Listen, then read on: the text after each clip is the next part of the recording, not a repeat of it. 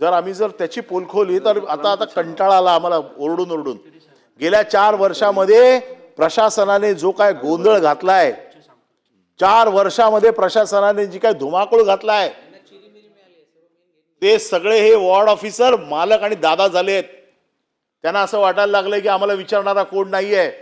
मुंबईतल्या 24च्या 24 वॉर्ड ऑफिसरच्या कहाण्या मी इथे सांगू शकतो, तेवढा वेळ नाही आपल्याकडे, कारण हा 260चा प्रस्ताव आहे, 2.5 तासात संपवावा लागतो। एकेका विभागाचं वरती बोलायला गेलो तर 4-4 तास आपल्याला कमी पडतील।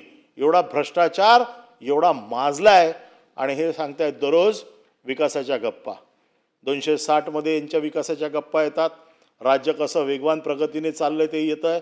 अरे पण जेव्हा जाताय तेव्हा गरीबाला चिरडताय, गरीबाला मारताय, आणि मारणारे कोण आहेत? तुमचेच हस्तक।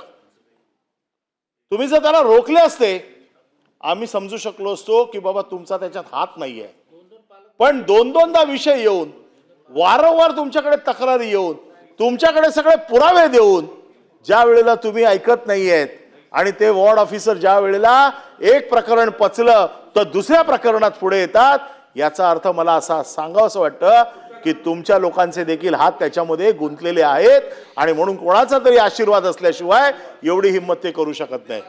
मला ह्याचं पण उत्तर हवंय की या वॉर्ड ऑफिसवरती आपण काय कारवाई करणार। आपण याची चौकशी मागच्या वेळेला कबूल केली होती, मागच्या चौकशीचं काय झालं? मागच्या चौकशीमध्ये अजून काय झालेलं नाहीये। मागच्या चौकशी कधी काय होत नाही असं म्हटल्यावरती पुढे अजून हात घातलाय त्यांनी। आता या वेळेला चौकशीमध्ये काय झालं नाही तर अजून ते पुढच्या वेळेला अजून पुढे येतील। मुंबई महानगरपालिका चारी बाजूने धुतली जाते। आता नवीन महापौर जे आलेत, मुख्यमंत्र्यांनी या सभागृहामध्ये 130 लोकांच्या अधिकाऱ्यांच्या बदल्यांना स्टे दिला होता, ज्याच्यामध्ये भ्रष्टाचार झाला म्हणून आरोप झाला आणि म्हणून मुख्यमंत्र्यांनी येऊन स्टे दिला। महापौरबाईंनी काल अधिकाऱ्यांना म्हणजे सूचना दिल्या, हा स्टे उठवा।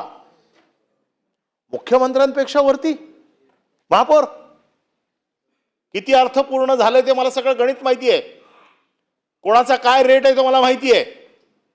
जो तो वाचायला गेला एक दिवस रेट कार्ड इथे जाहीर करावंच लागेल, पण मुख्यमंत्र्यांना ताबडतोब दखल घ्यावी लागली त्या प्रकरणाची। 120 अधिकाऱ्यांच्या इंजिनियर्सच्या बदल्या मुख्यमंत्र्यांनी इथे येऊन कबूल केलं की या बदल्यांमध्ये घोळ आहे, या बदल्या ताबडतोब थांबवा। थांबवल्या। मुख्यमंत्री सेन्सिटिव्ह त्या बाबतीत आहेत, भ्रष्टाचार होता कामा नये असं त्यांचं स्वतःचं मत आहे, पण त्यांच्या मताचा असून काय फायदा? तुमचे अधिकारी तुम्हाला जुमानतायत का? तुमचे मंत्री तुम्हाला जुमानतायत का? कोण विचारतोय? महापौरबाई आदेश देत आहेत आणि मग काल विचारल्यावरती सांगितलं नाही। आता हे काय ही शाळा काय आम्हाला माहित नाही काय युनियनचं पत्र घ्यायचं? आता आपल्याकडे कसं आहे, आमदाराचं पत्र घेऊन बदली केली की सगळं झाकलं जातं की आमदारानेच सांगितलंय। तसं युनियनचं पत्र घेतलं आणि त्या युनियनच्या पत्राला अग्रेषित केलं म्हणे। आता हे अग्रेशन काय आम्हाला माहित नाही की कुठल्या दिशेला गेले अग्रेशन, याचा रेट काय आहे तो मुख्यमंत्र्यांना कळलं, लगेच महापौरबाईंनी काल लगेच विड्रॉ करून टाकलं प्रकरण अंगाशी आल्यावरती। हे आता चालू झालंय। हे एकदम तुम्ही जे काय चाललेलं आहे नगरविकास खात्याच्या अंतर्गत, हे मुंबई महानगरपालिकेचं विकासाचं जे मॉडेल आहे, या विकासाच्या मॉडेलमध्ये काय चाललंय हे हिमनगाचं टोक मी तुम्हाला दाखवतो।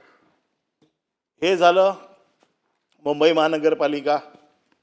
मुंबई महानगरपालिका ठीक आहे, मोठं आहे, खूप काही चोऱ्या दिसतात, दिसत नाही, लपल्या जातात, पण गेले कित्येक दिवस मी उल्हासनगर महानगरपालिकेचे काही विषय या सभागृहात मांडतोय आणि आजपर्यंत हे विषय मी ज्या वेळेला मांडतो, किती वेळा हा विषय या सभागृहात येऊन गेला, आजपर्यंत त्याची चौकशीच होत नाहीये।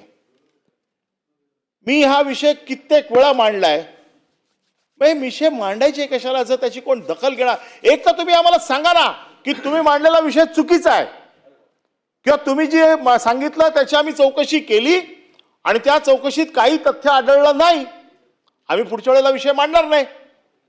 परंतु तुम्ही चौकशी करताय, चौकशीत लोक दोषी आढळतायत, ज्यांना चौकशी करायला सांगितली ते रिपोर्ट देत आहेत, रिपोर्टमध्ये दोषी आलेल्या माणसाचा रिपोर्ट लपवला जातोय।